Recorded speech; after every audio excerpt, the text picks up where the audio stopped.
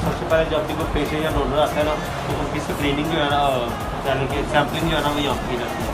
Sample draw होने तक, उसके बाद आइडेंटिफिकेशन, उसका नाम पता लिखेगा, वो सारा यहाँ किया जाता है। ये हमारा अपनी बॉडी सेक्शन है। आगे ब्लीडिंग है, कोलेस्ट्रॉल जो प्रोटीन के टेस्ट हैं वो सारे शुरू होते हैं। उसके साथ जो कवर मशीन है उस पर हार्मोन, थायराइड, सुना है किसी ने? थायराइड, हाँ, वो सारे टेस्ट शुरू होते हैं। Thyroid, FSH, LH, prolactin, vitamin D3, वो सारे इसमें हैं।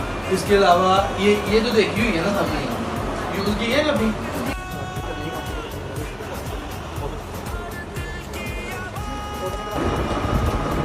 ये हमारे पास इसके अंदर 5 साल तक जो वाइट सेल है ना, ये जिसे FFP बोलते हैं, ये 5 साल तक सेल है हमारे पास। और ये सियालकोट का सबसे लेटेस्ट टेक्नोलॉजी के साथ ब्लड बैंक है हमारे पास।